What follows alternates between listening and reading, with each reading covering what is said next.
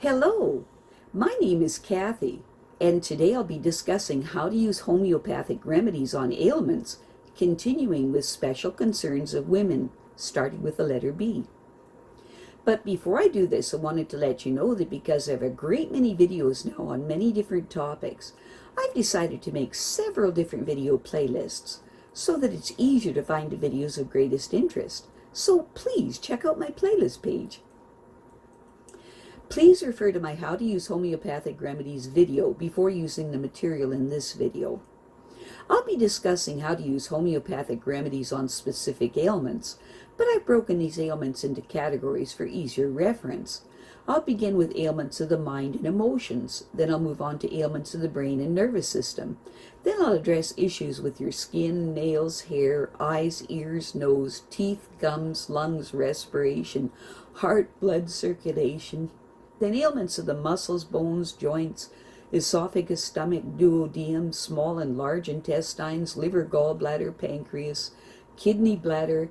Then ailments specific to women and specific to men. Then issues of the hormones and the metabolism. And then homeopathic remedies on infections, infestations, and the immune system.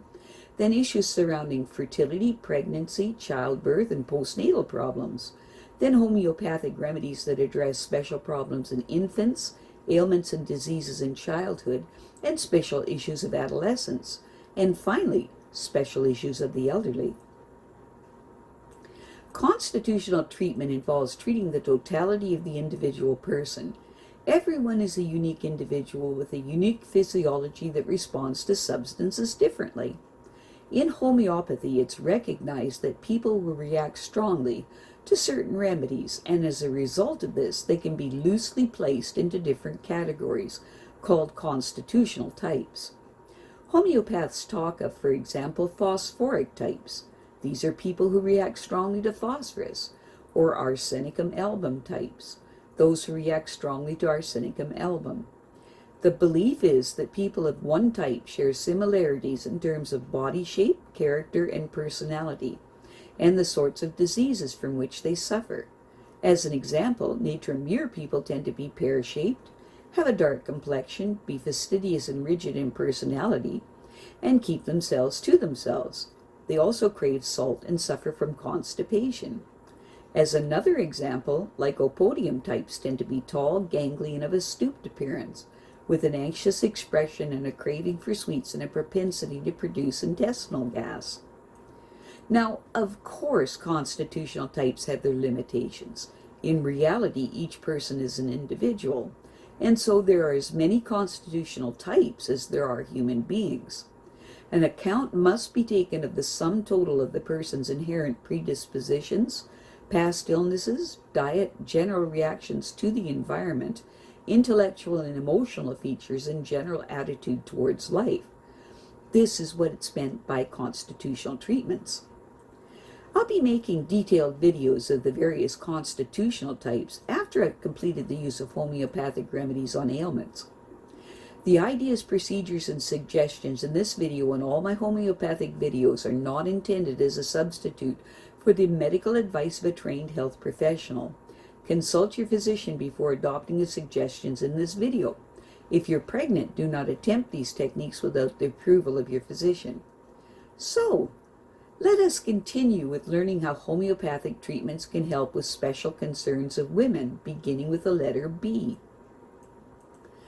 Between puberty and menopause, a span of approximately 35 years, a woman ovulates about 400 times, normally at intervals of 28 days. If an egg is fertilized, pregnancy follows. If not, menstruation occurs as the vascular lining of the womb is shed.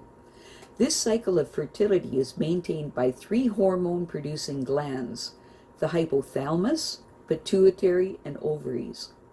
The ovaries produce 2 hormones, estrogen and progesterone, in response to 2 hormones produced by the pituitary, which are follicle-stimulating hormone, FSH for short, and luteinizing hormone, or LH for short. Estrogen levels responding to FSH levels rise dramatically in the 12 days leading up to ovulation and are at their lowest during menstruation. Levels of progesterone secreted in response to LH are highest after ovulation, preparing the lining of the uterus, the endometrium, for implantation of the egg. Menstrual bleeding begins approximately 2 days after estrogen and progesterone secretions reach their lowest level. About 1.5 ounces of blood are then lost over 3 to 7 days. The uterus or womb is a thick-walled, pear-shaped organ about 3 inches long with a narrow neck or cervix at its lower end. The mouth of the cervix juts into the top of the vagina. Opening into the bulbous upper end of the uterus are 2 tubes about 4 inches long called the fallopian tubes. The fallopian tubes are lined with tiny waving hairs that transport eggs from the ovaries to the uterus. It is in one or the other fallopian tube that fertilization usually occurs. There is no direct connection between the ovaries and the fallopian tubes. Eggs are simply released into the fluid-filled peritoneal cavity and wafted towards the fringed entrance to the fallopian tubes. The ovaries themselves are almond-shaped and are about 1.5 inches long. At birth, they contain many millions of immature eggs and follicles, but as already mentioned, only about 400 of them reach maturity. Although several eggs may begin to mature each month under the influence of FSH, however, usually only one egg totally matures. Once it's been released from its follicle, the follicle turns into a corpus luteum, literally yellow body, and proceeds to secrete large amounts of progesterone. The external female genitalia, referred to as the vulva, consists of the fleshy inner and outer labia or lips that conceal the entrance to the vagina, and the clitoris, which lies just above the urethral opening, where their inner labia meet. The clitoris is very sensitive and a focus of many of the sensations that trigger orgasm. The vagina is about 4 inches long, and it expands and lubricates during sexual arousal and is most sensitive near its entrance. It is protected from infection by populations of acid-producing bacteria.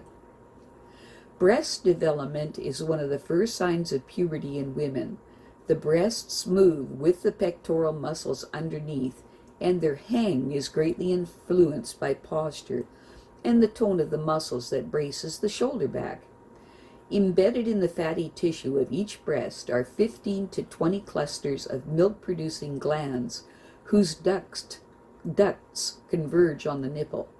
The pigmented area around the nipple, called the areola, contains glands that keep the nipple supple.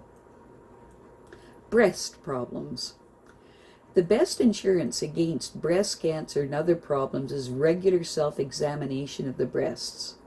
This should be done just after every period. If periods have ceased on the same date each month just before a period would happen. Breasts can be misleadingly lumpy or tender due to activation of milk-producing tissue. It is also quite normal for one breast to be slightly larger than the other.